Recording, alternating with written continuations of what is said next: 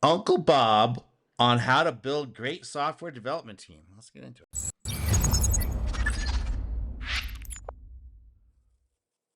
Hello, I'm Chris Dennis. I got an itchy beard. I'm a KMP developer, tech support. They told me they're coming out, and they said they're going to close that for me. I really believe them this time. I'm going to listen to a new channel, Elapse Technologies. Give them a like and subscribe. Let's do that right there. And I'm going to listen to what Uncle Bob says because I would like to build a great software development team in 2 minutes. Let's see what he has to say. Okay, all right, yeah, so let's see. You have a fatal disease, and you need to hire a doctor. In some countries, we don't hire doctors. Actually, in all countries, we do, but it is less direct in some than in others. But put yourself in the... I give Bob a hard time because he's got this pontificating style. It's okay. He's creating metaphors about you're a dying patient. You don't want to create a new solution for a new market for some users that uses computer technology, and you want to fulfill it in a way that's better than before. No, you have a deadly disease and need to find a doctor. Okay, that's the metaphor. All right, let's see if we connect it together, Bob. Situation where you have a fatal disease and you need to hire a doctor. Are you going to go for the cheapest doctor you can find? If I have a fatal disease, like, okay, so what are you trying to say? This feels like a sales pitch, Bob. You're getting sued by a huge corporation. They want to take away your house and your car and everything else, and you need to hire a lawyer. Are you going to go for the cheapest one you can find? I mean, if I'm broke as hell and don't got no money, and they say they want $100,000 retainer, I'm not going to be able to afford the bills. Has he ever been sued before? This guy, I don't know. Has he ever like been broke as hell and had to just take it because there's no well alternative? There's no lawyer that wants to take the case because you can't scrounge up a retainer. Bob. This is clearly not the case. Corporations make decisions about how to hire software developers. Often they make those decisions badly because there is badly. I mean, they're making software. They're producing products. What do you mean? Is this thought that all software developers are the same? Oh no, I don't think they think that. I think they want to think that, but I think they understand that they're not the same, which is why they have to interview them. Because if they were just all the same, they wouldn't have to interview them, and it wouldn't be like based on all this other things other than your skill set. Come on, let's keep going. You can write 10 times as much code if you hire 10 times as many programmers. Okay. I mean, that's what the business people have been told, that every single business is just a factory or some sort of thing where you're processing orders, and you just need to get it through the pipeline, and where there's inefficiencies, you break it down and somehow scale it up and all that stuff. It's all but it's not. That's for a factory. And if you don't look at the business that way, you're going to be out of business. But we're doing knowledge work where it's open-ended. We don't know how long it's going to take, or if we're going to get there. We can get close. We can make attempts. We can do experiments to get there. But it's really the users, whoever the user is, whether it's the guy at the end of the day, like paying the subscription fee and consuming the product, or it's some VC, or it's friends and family, or it's a pet project, whoever the customer is. We got to take that all into consideration. So we don't know how long it's going to take to do that, or even if we will. Most projects are abandoned. Most software is abandoned. On the other hand, there have been a number of software authors over the years, Fred Brooks most notably, who said, look, there are developers who are 10 or 20 times more productive. Okay, but what does that mean? It's like looking at a chart going, yes, there's like a power law chart, which is all this is power law stuff. Yes, there's going to be people that are going to be more productive than those because but how? Oh, they just kind of popped into it that way. It's like, could you look at what they've been doing for the last 20 years? Were they completely obsessed with this one little area, and all of a sudden, and now it makes sense because they were there doing it for 20 years? Nope, just turns out they're 10 times better. That's all there is to it. It's like, well, how did they happen to get there, Bob? Were they just naturally talented, and it's just a random one-off? Then we don't really, I mean, like, there's all kinds of stuff like that in nature. Are you saying there's some sort of methodology to get the 10x? No, I just exist.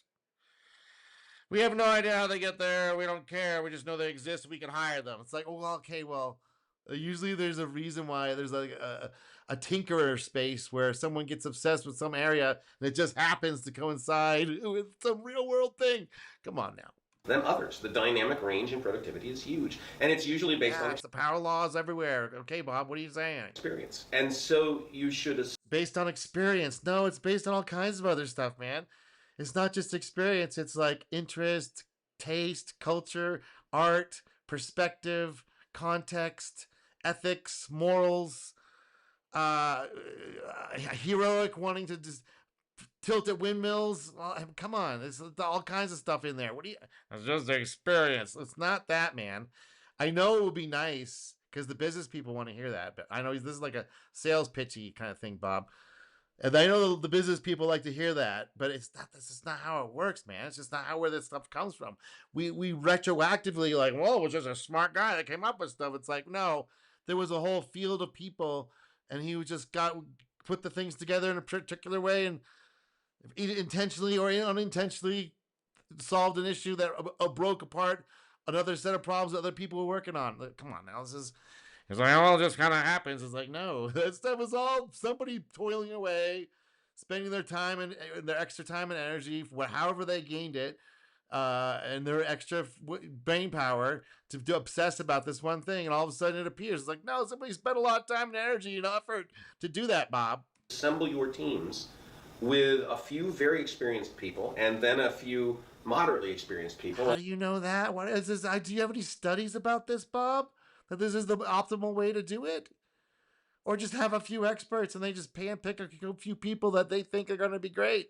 Not just go, well, they're less experience and the moderately. What does it even mean, man? And then This feels like a sales pitch.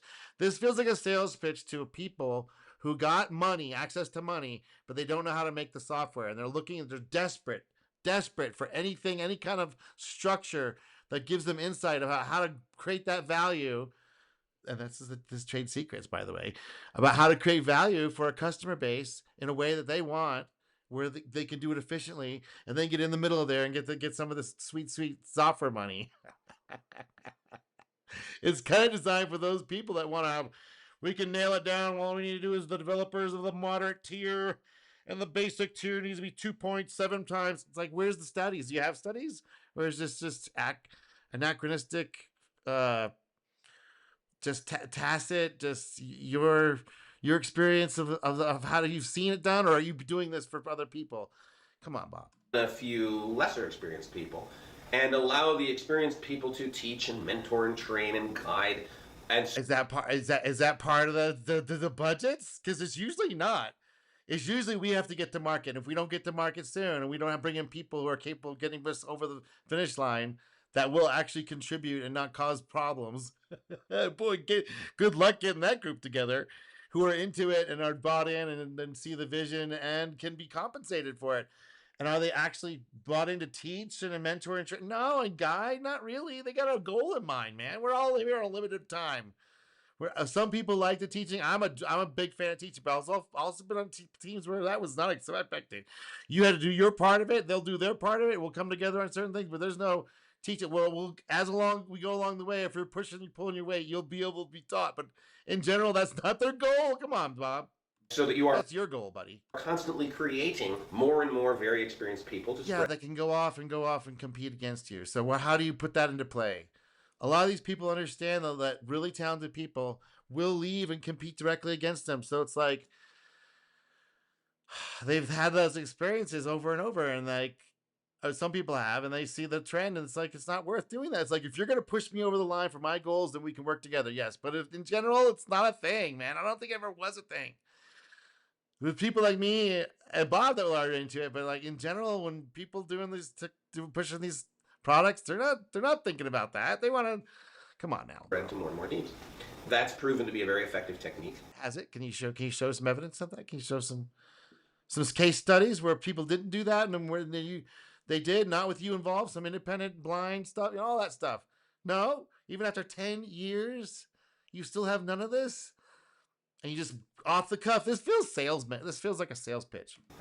Go back and read the book by Fred Brooks where he talks about chief programmer teams and see how he addressed. I mean, Fred Brooks might have had it, but he talked about small iterations. It was nothing to do with waterfall. People blame on the waterfall, and it was like, no, he's talking about small iterations, experts on the team.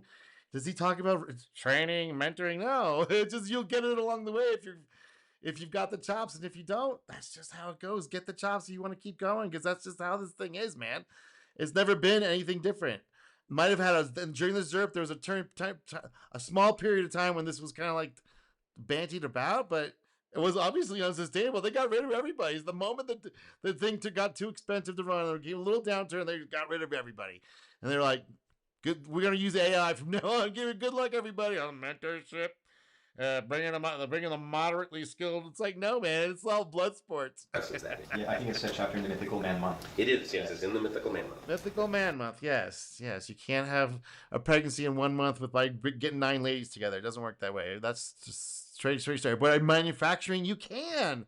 That's where Fred Brooks says like the delineation is like there's a manufacturing mindset, and then there's the knowledge work to figure out the thing we're gonna make mindset, and they're very different things. All right, give me a like, subscribe, keep me ranting, and I'll talk to you soon.